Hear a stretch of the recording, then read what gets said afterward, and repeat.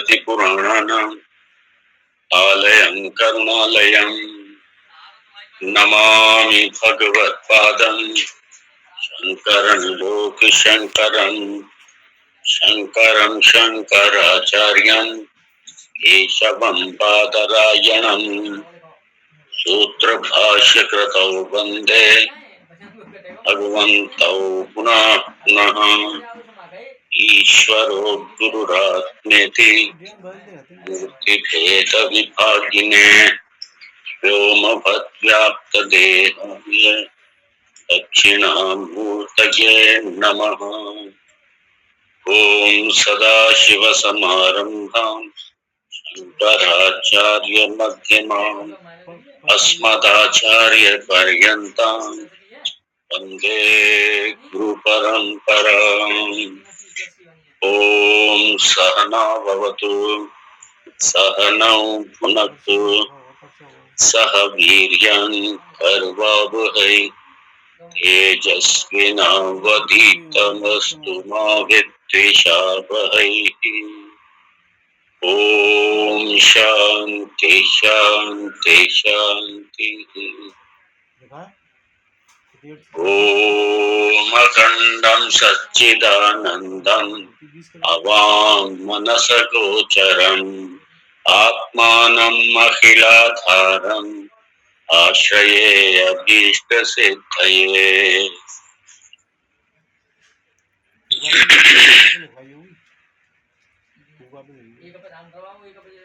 मंत्र 17।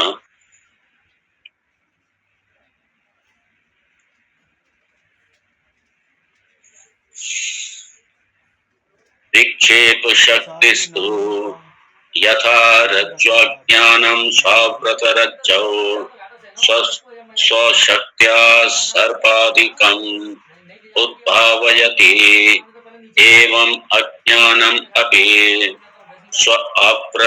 स्वाव्रतात्मनि स्वशक्त्या आकाशादि प्रपञ्चम् उद्भावयति तादृशं सामर्थ्यं तदुक्तम् विक्षेप शक्तिर्लिंगादि ब्रह्मांडान्तं जगत् सृजेत् इति।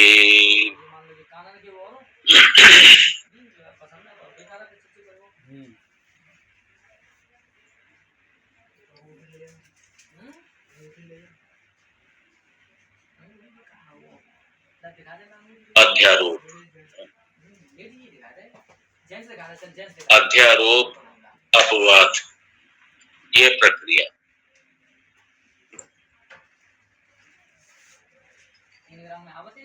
ये प्रक्रिया किसके लिए? सत्य तक पहुंचने की।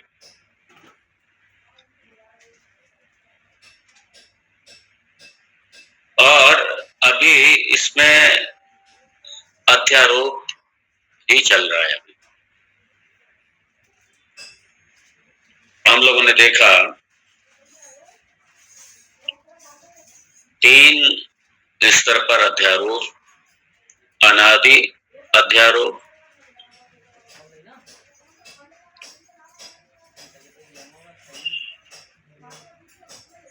और जीव भी अनादि और ईश्वर भी अनादि। जीव भी मिक्सचर है किसका? ब्रह्मन और व्यष्टि अज्ञान।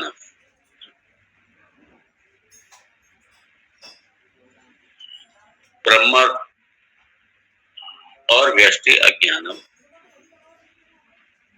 और ईश्वर भी मिक्सचर है ब्रह्मन और समष्टि अज्ञान।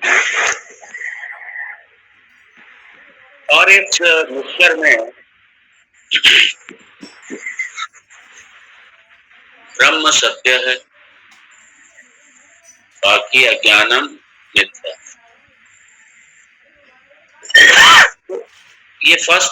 ये पहला स्तर अध्यारोप का।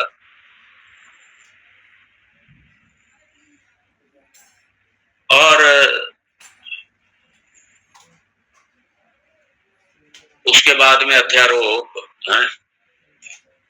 ईश्वर सृष्टि, जीव सृष्टि। अभी तो जीव ही नहीं आया है, अभी ईश्वर सृष्टि। और इसमें हम लोग देख रहे थे अज्ञान की द्विविध शक्ति को, अज्ञान की द्विविध शक्ति, आवरण शक्ति और विक्षेप शक्ति। आवरण शक्ति हम लोगों ने देखी थी और विक्षेप शक्ति को हम लोग देख रहे थे।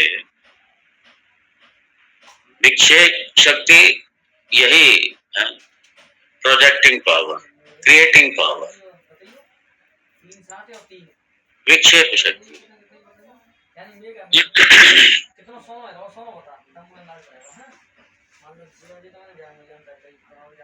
और दोनों ही आवरण शक्ति और विक्षेप शक्ति अज्ञान की, ये जीव और ईश्वर, ये दोनों के साथ ही कार्य।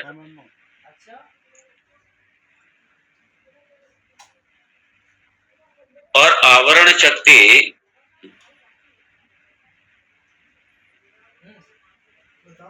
ये क्या करती है, जीव के वास्तविक स्वरूप को छुपा लेती है। और क्या करेगी, लेकिन ये देखिए वास्तविक स्वरूप को छिपा लिया और इसके स्थान पे क्या करेगी, ये जो नहीं है उसे प्रोजेक्ट कर देगी, जो नहीं है उसे प्रोजेक्ट कर देगी। जीव वास्तव में ब्रह्म है, ये स्वरूप को छुपाएगी अज्ञान, अज्ञान की आवरण शक्ति छुपाएगी और छुपा करके फिर क्या करेगी, छुपा करके फिर यहीं पे ये, लेकिन ये कहाँ पे होगा, हमारी बुद्धि में, हमारी बुद्धि में। आत्मा अनात्मा का जो मिक्सचर है, इसमें आत्मा अनात्मा को अलग अलग ना समझते हुए अपने आप को क्या अनात्मा ही समझ लेंगे, ये जड़ शरीर समझ लेंगे। और ये जो विवेक है ये ढक जाता है। जब विवेक ढक गया, पहचान ही नहीं पाए हम अपने स्वरूप को, और हम जो है उसको तो पहचान नहीं पाए, जो नहीं है उसको अपने आप को समझ लेते हैं। और इसलिए ये जो अज्ञान की जो शक्ति है, ये अपने स्वयं के अज्ञान की, अपने स्वयं के, क्योंकि आवरण आ गया और उसके बाद में पता नहीं क्या क्या हम लोग देखा था, सुख दुखित्व, कर्तृत्व, भोक्तृत्व, ये सारी समस्याएं आकर के अपने ऊपर लाद लेते हैं। ये विक्षेप शक्ति करती है। तो इसी तरीके से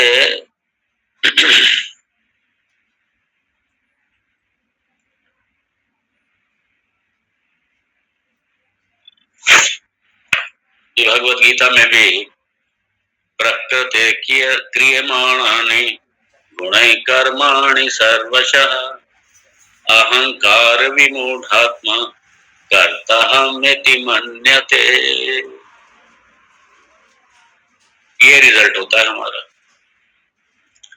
अपने आप को कर्ता भोक्ता मान लेते हैं। और भगवान ने भी क्या कहा, विमूढ़ आत्मा, अज्ञानी, मूर्ख, ये भगवान ने भी कहा। और अपने ऊपर सारा लाद लेंगे, अपने ऊपर कर्तृत्व भोक्तृत्व सब लाद देंगे। इसका विस्तार से जब जीव सृष्टि आएगी तब इसका और भी थोड़ा सा विस्तार होगा। तो आवरण और विक्षेप शक्ति, ये किसकी, व्यष्टि अज्ञान की, ये दोनों शक्ति द्वयम ये जीव के स्तर पर। ये जब अध्यारोप 3 पे, अध्यारोप 3 मतलब जीव सृष्टि, उसमें और थोड़ा विस्तार से किया जाएगा। यहाँ सिर्फ अभी संकेत मात्र दिया। अब ये जो आवरण शक्ति किसकी, समष्टि अज्ञान उपहितम चैतन्यम, ईश्वर के साथ जो ये आवरण शक्ति अज्ञान की, ये क्या करती है, ये उठा करके रचना कर लेती है। आवरण शक्ति ने जगत के सत्य को तो छुपा लिया, ब्रह्म को छुपा लिया, और उसके बाद में क्या किया, विक्षेप शक्ति ने उठा करके सृष्टि की रचना कर दी, सृष्टि की रचना कर। और यही सृष्टि स्थिति का कारण बनती है। तो इसलिए जो विक्षेप शक्ति है, व्यष्टि अज्ञान, समष्टि अज्ञान की, समष्टि अज्ञान उपहितम चैतन्यम ईश्वरः, ये इसकी जो विक्षेप शक्ति है, ये क्या करती है, ये सारे जगत को प्रोजेक्ट कर देती है, सारे जगत को प्रोजेक्ट कर दिया सामने। ईश्वर को तो छुपा लिया, ब्रह्म को छुपा लिया, और जगत को सामने प्रोजेक्ट कर दिया, जगत की रचना कर दी, जगत को प्रोजेक्ट कर दिया। यही कल हम लोग देख रहे थे।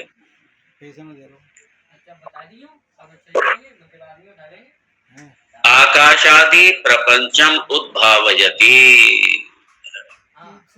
आकाशादि, ये हम लोग देख रहे थे, क्योंकि आत्मा से सर्वप्रथम क्या, आकाश के ऊपर, ये तैत्तिरीय उपनिषद का जो सृष्टि प्रक्रिया है, ये वहां से उठाया है ये शास्त्रकार ने। तस्मात् एतस्मात् आत्मन आकाश संभूतः, आकाशात् वायुः, वायोरग्निः, अग्नेरापः, अद्य पृथिवी, पृथिव्या ओषधयः, ओषधीभ्योऽन्नम्, अन्नात् पुरुषः। मुझे नहीं पता तैत्तिरीय उपनिषद आप लोगों ने कितनों ने इसको श्रवण किया है। ये किसका स्पीकर खुला हुआ है, कृपया बंद करें, स्पीकर अपना बंद करें, जिनका भी खुला है। ये सबके लिए डिस्टर्बेंस होता है, हमारे लिए भी, सबके लिए। धन्यवाद, थैंक यू सो मच।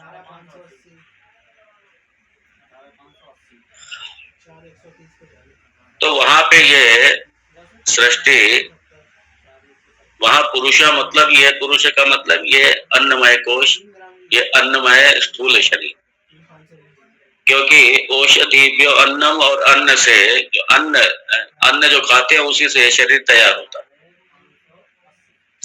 अन्नात् पुरुष।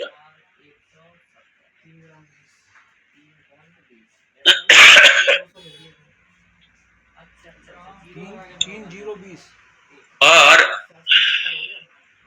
यही आवरण शक्ति, देखो बस ईश्वर के और जीव के संबंध में एक बात है, जब जीव के संबंध में ये जो व्यष्टि अज्ञान है, व्यष्टि अज्ञान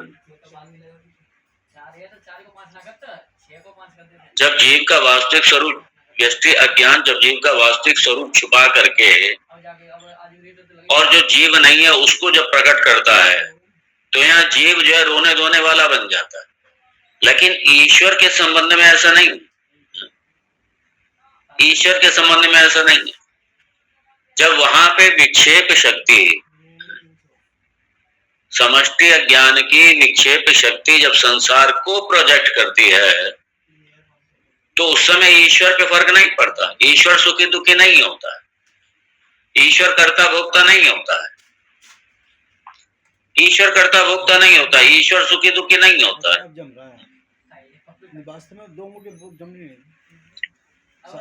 और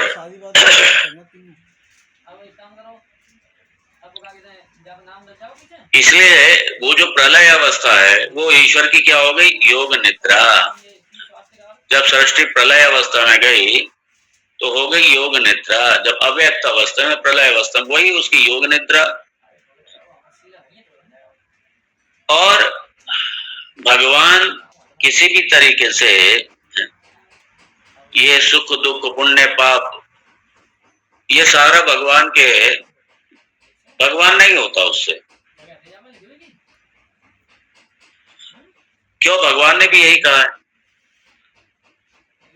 जब भगवान वर्णाश्रम सृष्टि के संबंध में अर्जुन को उपदेश दे रहे थे, तब भगवान ने कहा था तस्य कर्तारम अपि माम विद्धि अकर्तारम। मैं उसका कर्ता नहीं हूँ, और चूंकि मैं करता नहीं हूँ तो इसलिए मैं भोगता भी नहीं हूँ। इसलिए भगवान इससे बिल्कुल भी प्रभावित नहीं होते। क्यों प्रभावित नहीं होते? क्योंकि भगवान को माया नहीं ढकती। भगवान की माया, अज्ञान जो है भगवान को नहीं ढकता ही है, भगवान को स्पर्श भी नहीं करता ही है सब।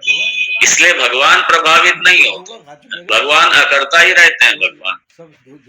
भगवान अकर्ता है, इसलिए भगवान अभोक्ता है। भगवान कर्ता भोक्ता नहीं है। क्यों? क्योंकि शुद्ध सत्व प्रधान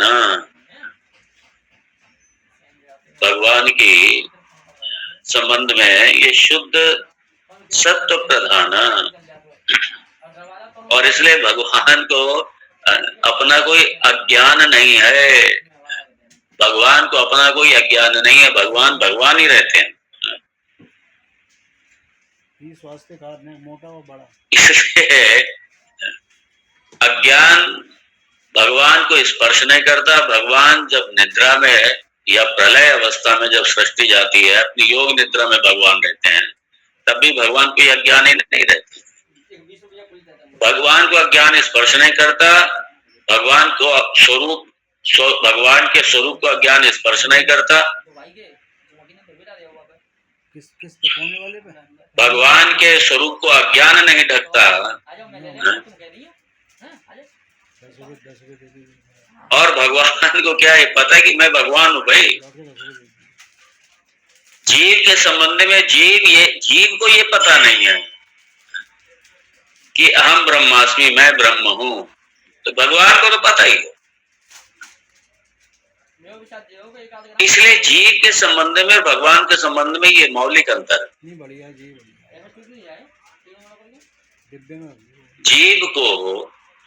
जीव का जो कि मैं ब्रह्म हूं, जीव इसे नहीं जानता।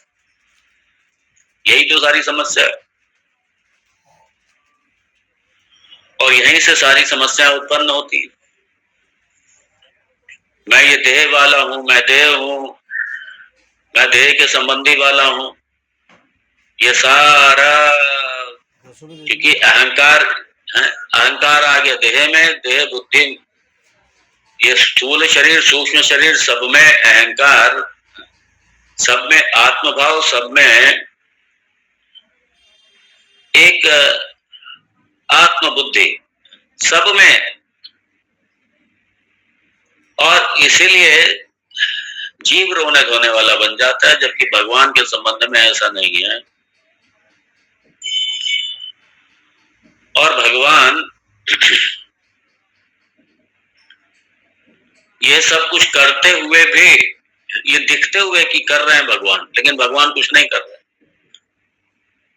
भगवान और कौन कर रहे? ये भगवान की माया शक्ति, या भगवान की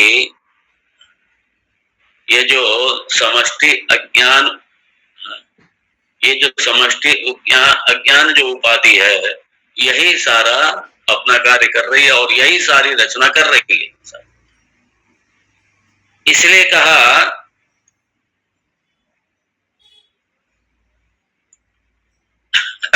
और चूंकि भगवान करता नहीं है, भगवान भोगता भी नहीं है। न भगवान करता है, न भगवान भोगता है। क्यों? क्योंकि ये भगवान को यह अज्ञान स्पर्श ही नहीं करता। भगवान सदा भगवान है और भगवान सदा भगवान रहेंगे। अज्ञान स्पर्श नहीं करता। तो ये जो समष्टि अज्ञान है, ये क्या करता है? ये यहाँ वाक्य सुधा का ये जो मंत्र यहाँ पे कोट किया शास्त्रकार ने, विक्षेप शक्ति ही लिंगादि ब्रह्मांडांतम जगत सृजेत। यहाँ पे लिंगादि लिंगादि मतलब यहाँ के सूक्ष्म प्रपंच, सूक्ष्म भूत, सूक्ष्म प्रपंच और ब्रह्मांड से स्थूल प्रपंच। ये ब्रह्मांड से स्थूल प्रपंच जो हम अपने इंद्रियों से अनुभव, स्थूल प्रपंच, और लिंग आदि से सूक्ष्म प्रपंच। ये कौन करता है? विक्षेप शक्ति ही सृजेत। विक्षेप शक्ति ये रचना करती है। किसकी रचना कर दी इसने? पूरा स्थूल प्रपंच, सूक्ष्म प्रपंच, स्थूल भूत, स्थूल जगत, स्थूल प्रपंच, स्थूल भूत और लिंगादि सूक्ष्म जगत, सूक्ष्म भूत, सूक्ष्म।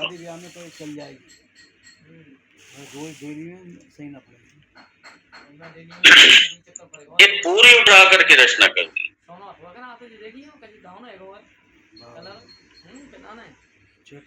और ये यही दूसरे स्तर का ये अध्यारोप है। यही सृष्टि नहीं है, लेकिन सृष्टि अध्यारोपित कर दी। किस पर? ब्रह्म अध्यारोपित कर। ये कैसे हुआ? आवरण और विक्षेप शक्ति।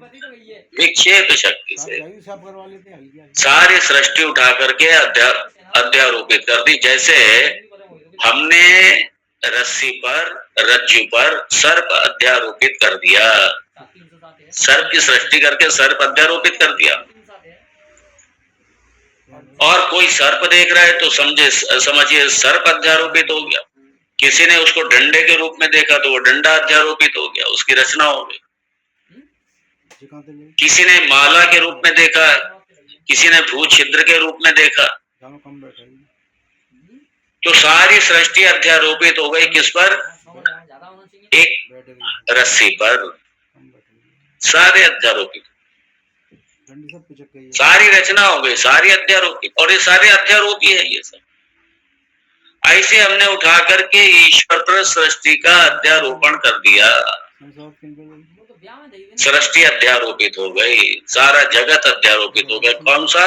स्थूल भी और सूक्ष्म भी। स्थूल प्रपंच, सूक्ष्म प्रपंच सारा हमने ईश्वर पर अध्यारोपित कर दिया।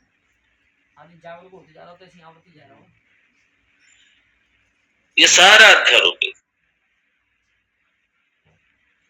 अब जो दूसरे स्तर का अध्यारोप और तीसरे स्तर का, प्रथम स्तर का या तीसरे स्तर का अध्यारोप, इसमें अंतर क्या है?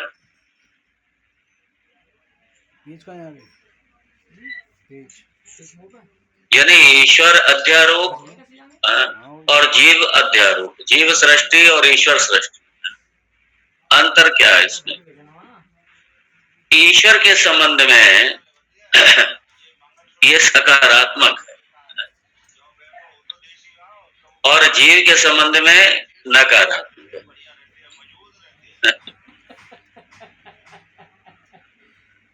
तो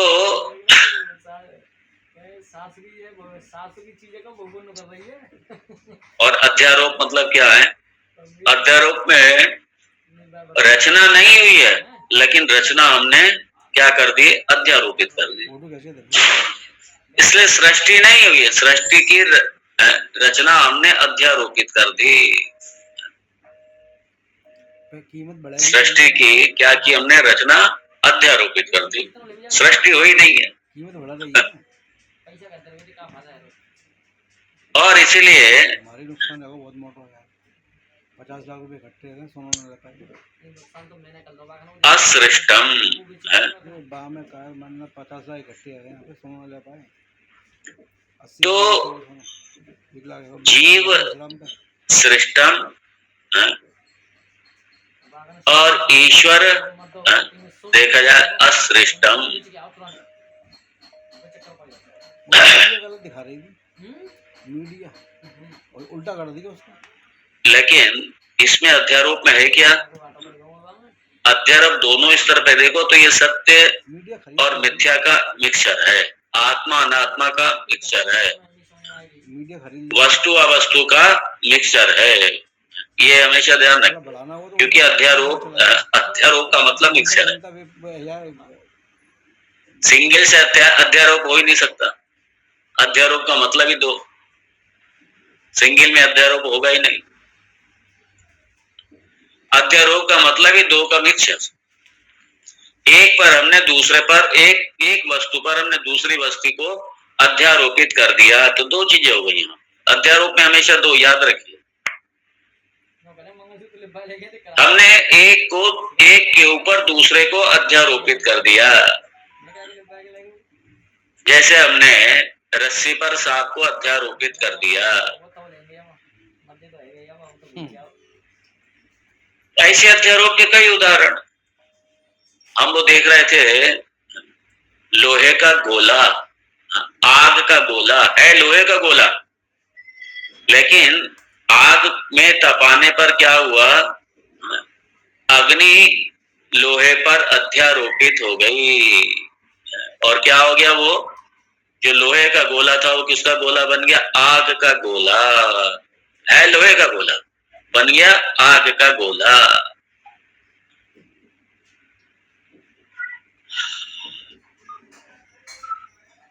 तो इसलिए, और ये देख रहे थे हम तुरियम, ये क्या है? तुरियम क्या है? ये मिक्सर नहीं है, ये मिक्सर नहीं है। और तुरियम कब निकल के सामने आएगा? जब अपवाद होगा, इनका वाद होगा, विवेकीकरण होगा। जब विवेक होगा तो तुरीय बिल्कुल अध्यारोप में निकल के एकदम सामने आएगा, अपरिवर्तनीय है। इसमें किसी तरीके का कहीं कोई भी, और तुरीय तीनों स्तर के अध्यारोपों पर, जीव सृष्टि, ईश्वर सृष्टि और वो अनादि, इसमें तीनों में अध्यारोप में, तीनों स्तर के अध्यारोप में ये जो तुरीय है, जो आत्म चैतन्य है, जो शिवम अद्वैतम चतुर्थम तुरीयम, ये तुरीय, ये और ये सब देखिए, सब में है। जागृत अवस्था का अभिमानी, स्वप्न अवस्था का अभिमानी और सुषुप्ति अवस्था का अभिमानी, विश्व तेजस प्राज्ञ,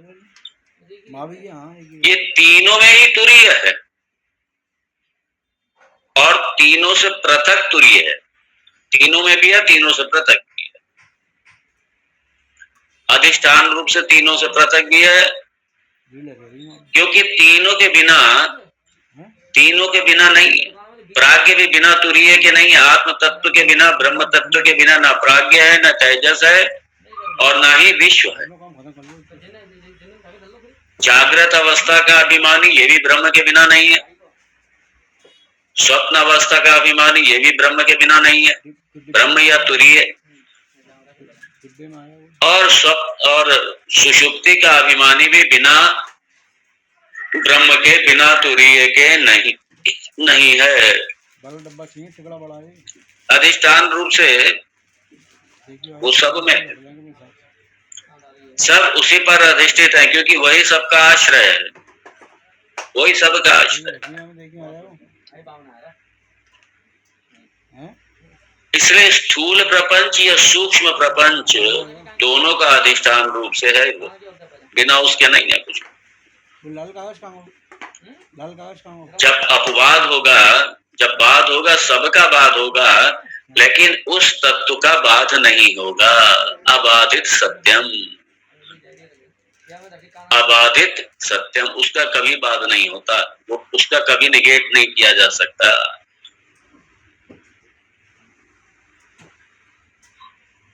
आप अपने जागृत स्वप्न सुषुप्ति तीनों के अनुभवों को देखिए। आप तीनों के साक्षी रूप से, तीनों के दृष्टा साक्षी रूप से आप तीनों के हैं, आपका बाध नहीं होता कहीं।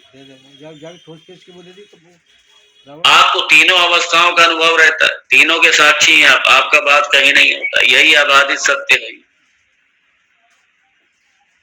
यही अबाधित सत्य। इसलिए अपवाद अनात्मा का अपवाद हो जाता है, आत्मा का अपवाद कभी नहीं होता। सबका अपवाद, सबका बाद हो जाता है, आत्मा का बाद नहीं है।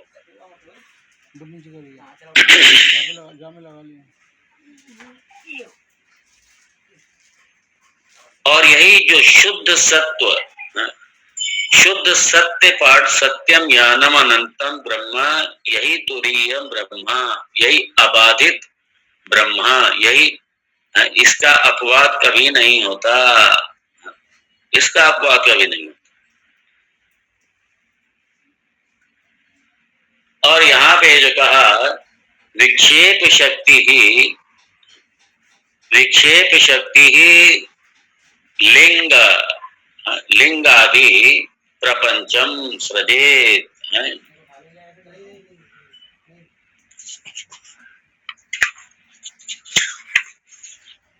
विक्षेप शक्ति ही लिंगादि ब्रह्मांडांतम जगत सृजे। ये वाक्य सुधा का, इसमें भी थोड़ा सा कुछ लोगों का मत यह है, कुछ हमारे विद्वानों का, आचार्यों का, कि भगवान शंकराचार्य जी की कृति है ये वाक्य सुधा। यही दूसरा नाम है किसका? दृग दृश्य विवेक का।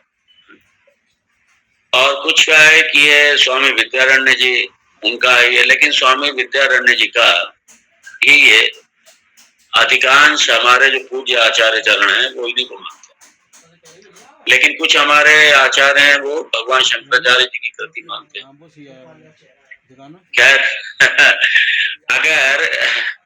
अगर मान लीजिए स्वामी विद्यारण्य जी का ही माना जाए तब भी भगवान शंकर का ही माना जाएगा। क्यों? क्योंकि मूल में वही है, विद्या उन्हीं से आगे बढ़ रही है उसको, इसलिए वही शंकराचार्य जी की विद्या, ये जो चर्चा हो रही है, जो हम श्रवण कर रहे हैं, ये भी तो भगवान शंकराचार्य जी की विद्या है मूल रूप से।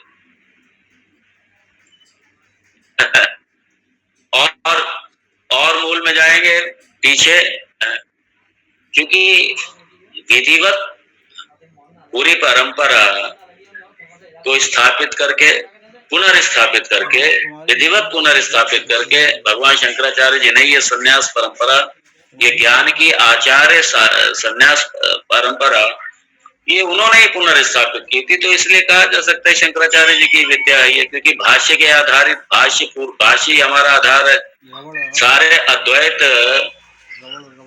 जो पुनर्स्थापना उन्होंने की थी, इसलिए हमेशा ध्यान रखना है, कई बार गलती भी करते हैं, कई बड़े बड़े संत गलती कर जाते। कहते शंकराचार्य का अद्वैत, शंकराचार्य जी का अद्वैत नहीं है, मतलब अद्वैत के प्रवर्तक या अद्वैत के कोई स्थापनाचार्य कोई थोड़ी है शंकराचार्य, पुनर्स्थापनाचार्य आप कह सकते हैं। क्योंकि ये विजन जो है ये शंकराचार्य जी का विजन थोड़ी है, ये विजन तो उपनिषदों का विजन है, ये दृष्टि, ये ज्ञान तो उपनिषदों का ज्ञान है। और शंकराचार्य जी ने इस ज्ञान को अपने गुरुदेव से सीखा, उनके गुरुदेव ने अपने गुरुदेव से सीखा। तो इस तरीके से ये अंत में तो भगवान दक्षिणामूर्ति, भगवान शिव, भगवान दक्षिणामूर्ति, ये हमारे प्रथम आचार्य, हमारे आद्य आचार्य तो हमारे वही हैं, इसलिए आद्य गुरु हमारे वही हैं। इसलिए कई बार ये भी मिस्टेक हो जाती है, आदि गुरु नहीं है शंकराचार्य जी, आद्य गुरु नहीं है शंकराचार्य। शंकराचार्य जी आद्य शंकराचार्य हैं, प्रथम शंकराचार्य हैं वो, लेकिन आद्य गुरु नहीं है। आद्य गुरु तो हमारे भगवान दक्षिणामूर्ति, भगवान नारायण हमारे।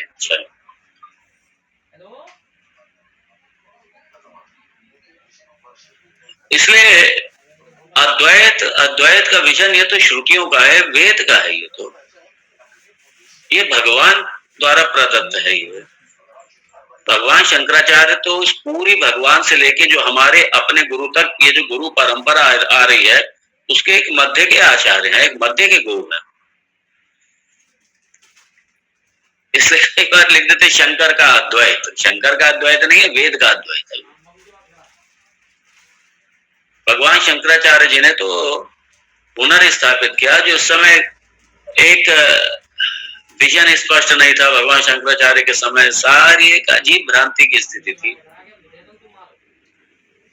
उसको एक व्यवस्थित तरीके से स्पष्टता के साथ में भाष्य के रूप में भगवान ने दे दिया। अगर भाष्य के रूप में नहीं देते तो ये विखंडित हो सकती थी, ये गड़बड़ हो सकता था। क्योंकि भाष्य के रूप में दे दिया, इसलिए भाष्य को आप अपने तरीके से थोड़ी लिख सकते हैं। भाष्य के रूप में देने के साथ में ही हमारा इंटैक्ट रूप से बिल्कुल हमारे तक आया है। अगर भाष्य नहीं लिखते, वो मान लीजिए शिष्य को पढ़ा देते, शिष्य अपने ढंग से भाष्य लिखते मान लीजिए, तो उसमें कुछ संभावना थी कुछ गड़बड़ होने की। लेकिन भगवान शंकराचार्य जी ने खुद भाष्य लिख करके इस पूरे सनातन धर्म के विजन को, इस वेदांत के विजन को ये हमें पूरी तरीके सुरक्षित दे दिया। ये हमारी सबसे बड़ी एक थाती है, सनातन धर्म की जो सबसे बड़ी थाती है, जो सबसे बड़ा हमारी जो धरोहर है, और सबसे कीमती यदि कोई धरोहर है तो हमारा ये वेदांत का विजन, जो भगवान शंकराचार्य जी ने जो अद्वैत का विजन, ये जो भाष्य के रूप में हमको दिया, इसने सनातन धर्म के विजन की रक्षा की है। ये सबसे बड़ी धरोहर है जो हमारे तक आई। ये सबसे बड़ी धरोहर है। और इसमें वेद का जो विजन है, जो वैदिक दृष्टि है, वो बड़ी सुरक्षित रूप से, व्यवस्थित रूप से संजो करके भगवान शंकराचार्य जी ने हमको दे दी, जो हमारे पास बिल्कुल सुरक्षित रखी हुई है। और उसी के आधार पर ये सारा जो संन्यास्त परंपरा के जो आचार्य हैं, वो सब के सब इसी विजन के आधार पर ही, इसी ज्ञान के आधार पर ही आगे बढ़ते हैं। यही आलंबन है हमारा।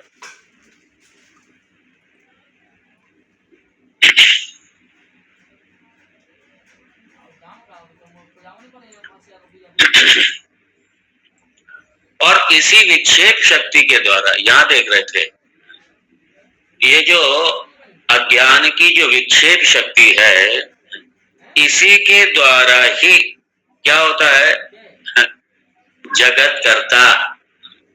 हम ईश्वर पर अध्यारोपित कर देते हैं जगत कर्ता, जगत कारणम। जगत करता हुआ है नहीं, लेकिन इसी विक्षेप शक्ति के आधार पर ही अध्यारोपित हो जाता है भगवान जगत कारणम, जगत करता।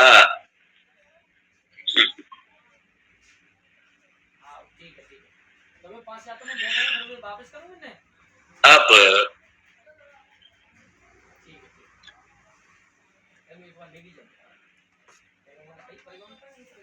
अगला टॉपिक देखते हैं।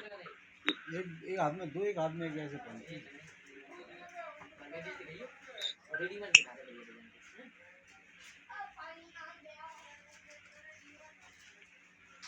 मैडम। अब यहाँ पे जगत कर्ता, जगत कारणम, ये अज्ञान की विक्षेप शक्ति। अब यहाँ पे प्रश्न होता है कि किसी भी सृष्टि के, किसी भी रचना के निमित्त दो कारण हैं, निमित्त कारण और उपादान कारण, अर्थात मटेरियल कॉज और ये मेकर बनाने। उपादान कारण मतलब सृष्टि की जिस उपादान से रचना हुई, जिस कारण से सृष्टि की रचना हुई, और एक सृष्टि को बनाने वाला, मतलब निमित्त कारण।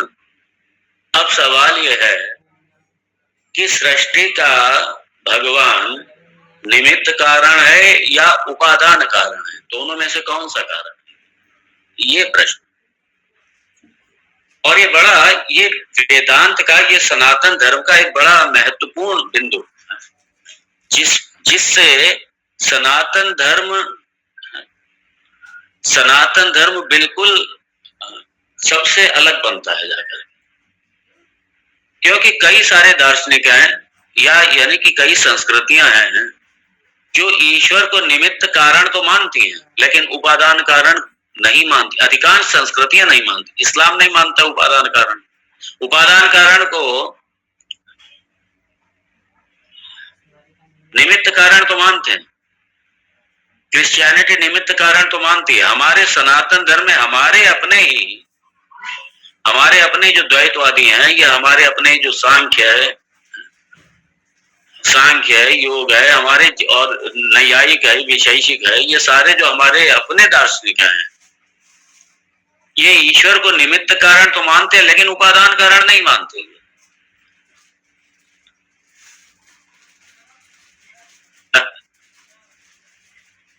और इसीलिए उनके पास में प्रॉपर आंसर नहीं है, उत्तर नहीं है उनके पास। क्योंकि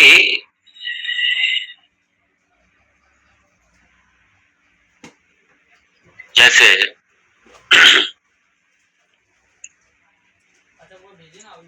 सृष्टि के पहले ईश्वर था, अब सृष्टि नहीं हुई है, ईश्वर था, वहां से शुरुआत कीजिए। सत एव इदम अग्रे आसीत, वो सत तत्व ही, वो ब्रह्म तत्व ही, वो आत्म तत्व ही इस सृष्टि के पूर्व में था।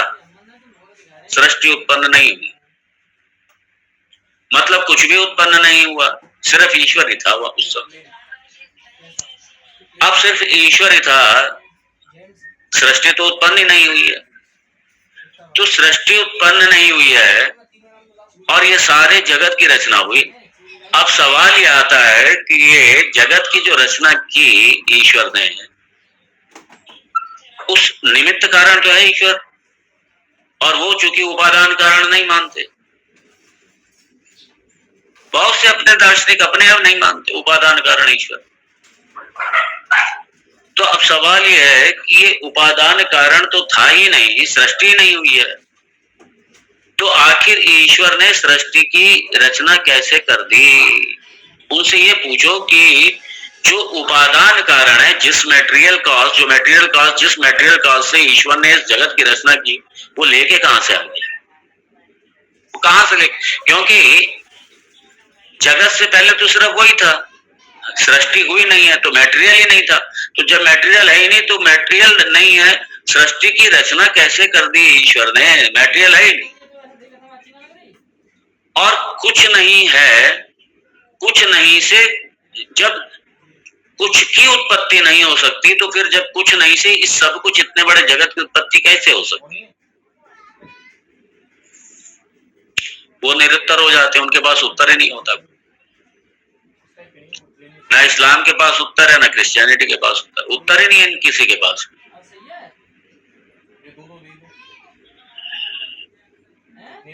ये कहां से आ गई इधर? वो मटेरियल लेके कहां से आ गई? आप जिस सोफे पे बैठे हैं, जिस चेयर पे बैठे हैं, उसका उपादान कारण एक बड़ा ही है, निमित्त कारण बड़ा ही हो गया, और उसकी जो लकड़ी है वो उपादान कारण होगी।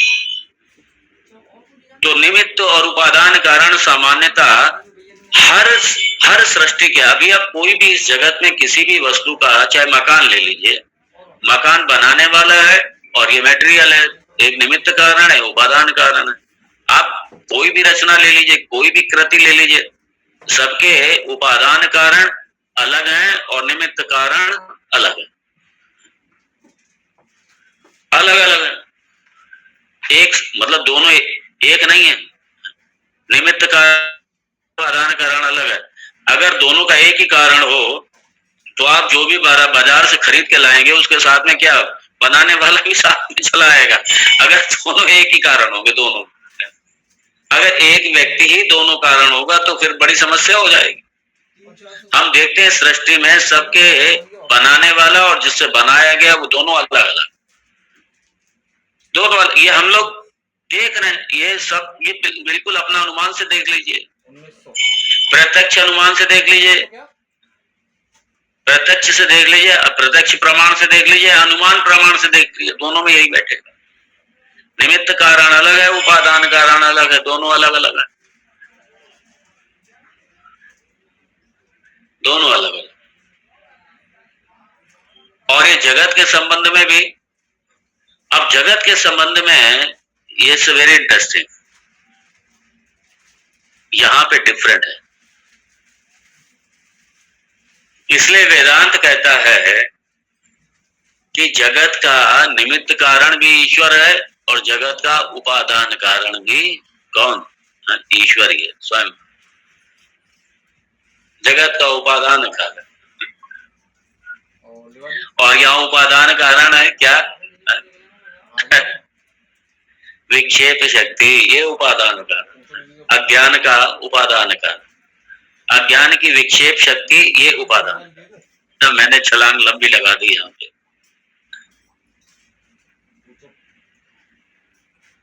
माया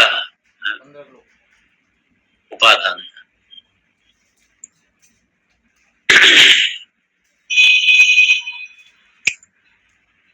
उपनिषद इसका उत्तर देता है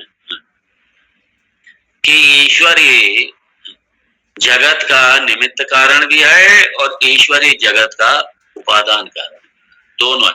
इसलिए आगे ये जो मंत्र देखिए,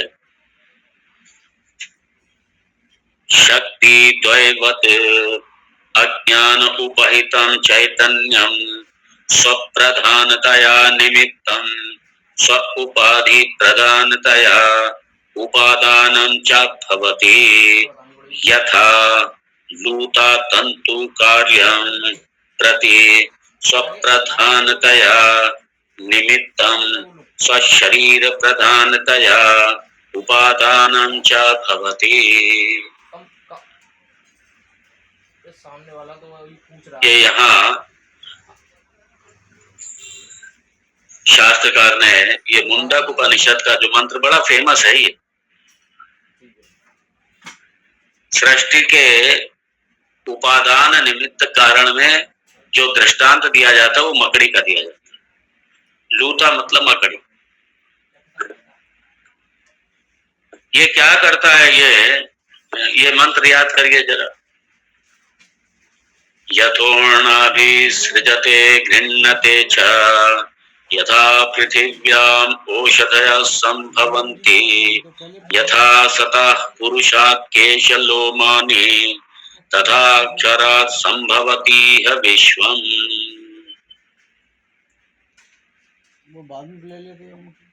अब जो निमित्त कारण और उपादान कारण को बिल्कुल अलग अलग मानते हैं, उनके प्रश्न का समाधान करने के लिए मुंडक उपनिषद ने ये मकड़ी का उदाहरण दिया। मकड़ी जब जाल बुनती, अपना जाला बनाती है मकड़ी, तो वो उसका निमित्त कारण भी, बनाने वाली भी स्वयं भी है, और जिस मटेरियल से जाल बना रही है वो भी स्वयं ही है। अपने तन से ही, अपने तन के ही सार से वो क्या बना रही है? जाला बना रही। और उसके बाद में जाला बना लेगी और उसके बाद में जब उसे कोई असुरक्षा का लगेगा कि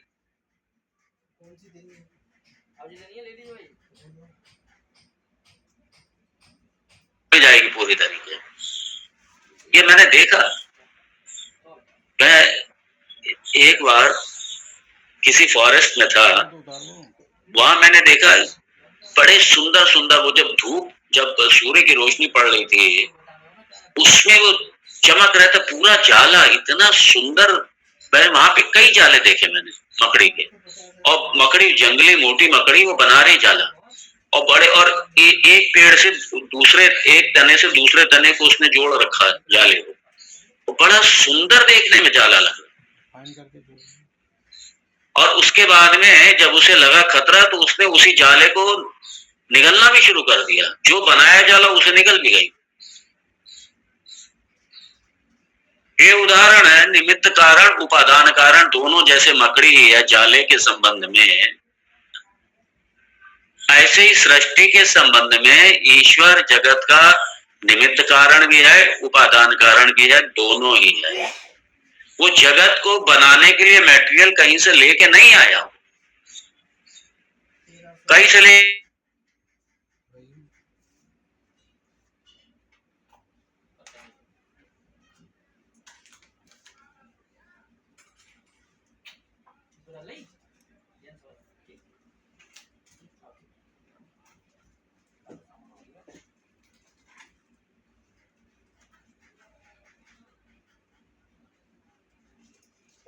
आते हो तो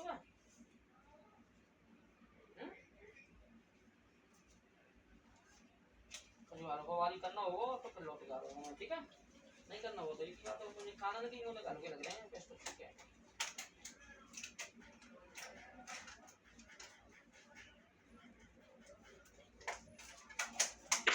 वो हो गया, वो खुद ही बन गया, वो खुद ही हो गया। निलयनंचा निलयनंचा, व्यक्त अव्यक्त जो भी आपको दिखाई दे रहा है वो खुद ही हो गया, और उसके बाद में उसने अपने आप को प्रवेश भी कर लिया। ये पूरी ये जो प्रक्रिया है, निमित्त भी है और उपादान भी ईश्वरी है,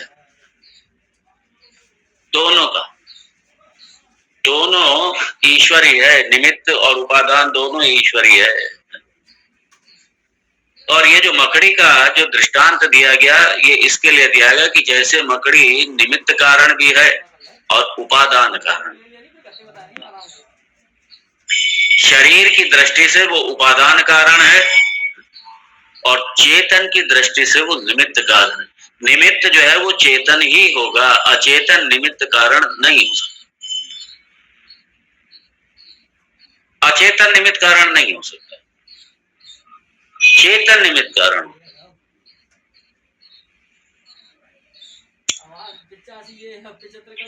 ये बड़ा महत्वपूर्ण है, ये मंत्र, ये महत्वपूर्ण, इसलिए और भगवत गीता में भी यही कहते हैं ना, भगवत गीता भी है, प्रकृति पुरुषं चैव वेद्यनादि उभावपि, प्रकृति पुरुषं चैव, दोनों क्या है, दोनों अनादि, विकारांश गुणांश्चैव विद्धि प्रकृति संभवान्, प्रकृति पुरुषं चैव, प्रकृति ये क्या हो गया, उपादान कारण, पुरुषम निमित्त कारण, निमित्त। तो मकड़ी जैसे मटेरियल कहीं से नहीं लाती है जाला बनाने के लिए, अपने, इसलिए द्विविध कारण है, निमित्त कारण भी है, उपादान कारण भी है।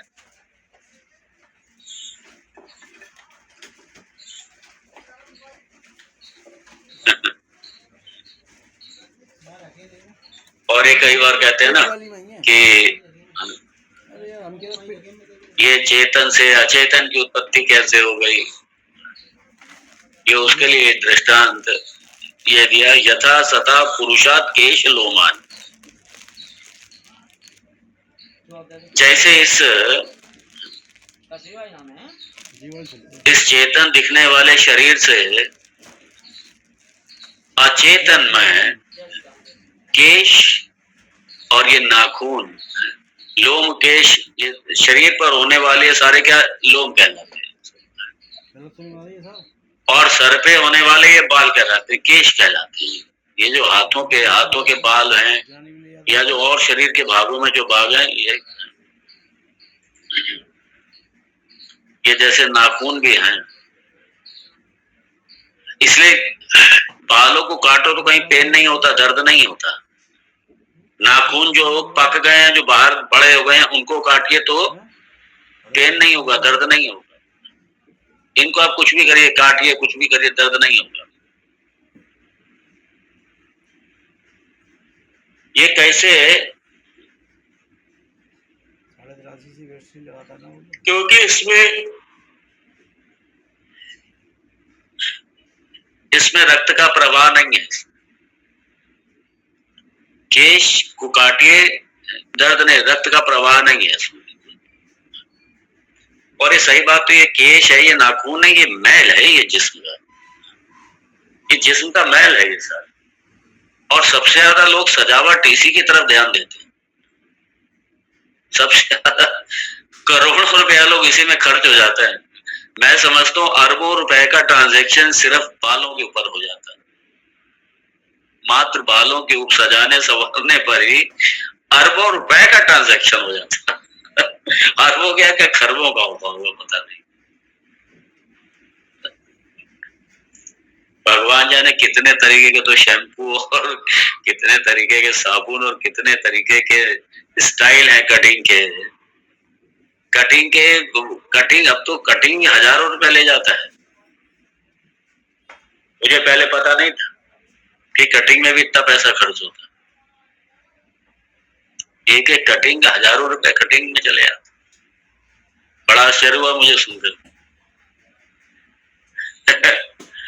जो और जो जिनका प्रोफेशन ही सिर्फ बाल है, कटिंग है, वो तो सुना है मैंने लाखों रुपए खर्च कर देते हैं, ले जाते हैं कटिंग करने वाले उनके। उनका प्रोफेशन ही यही है। और मूर्ख तो लोग हैं जो सिर्फ केश के आधार पर इतने ज्यादा पागल हो जाते हैं कि उसी केश के पीछे भागने लगते हैं।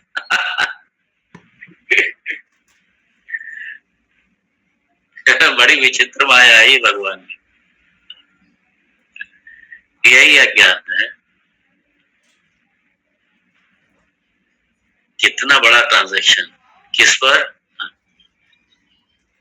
यहाँ पर दृष्टांत ये था कि जैसे इस शरीर से बाल रूपी इस तरीके के उत्पन्न हो जाते हैं।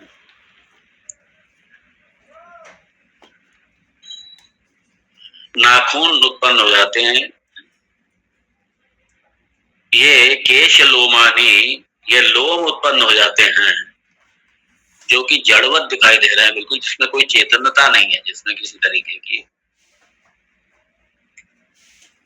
लेकिन यहाँ पे असल में ये जो बस यहाँ पे दृष्टांत यहाँ पे सिर्फ इतना है कि उपादान कारण और निमित्त कारण दोनों ही जैसे मकड़ी है, यहाँ पे सिर्फ यही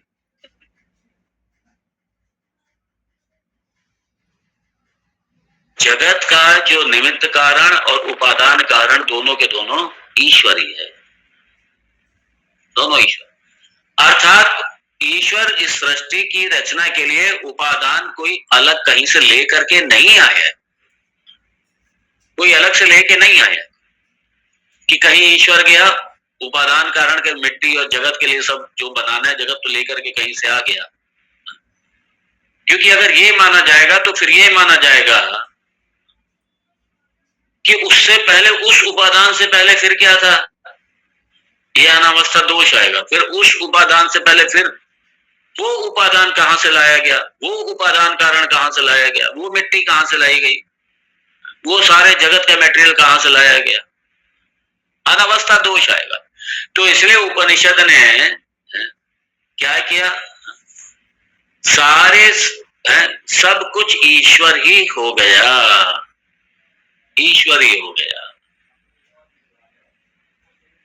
सारा सब कुछ इस सृष्टि का उपादान कारण निमित्त कारण दोनों ही ईश्वर है, अलग नहीं है। और ये जो विजन है वेदांत का, यही सनातन धर्म को सारे जितनी संस्कृतियां उनसे पृथक बनाता है, उनसे पृथक बनाता है।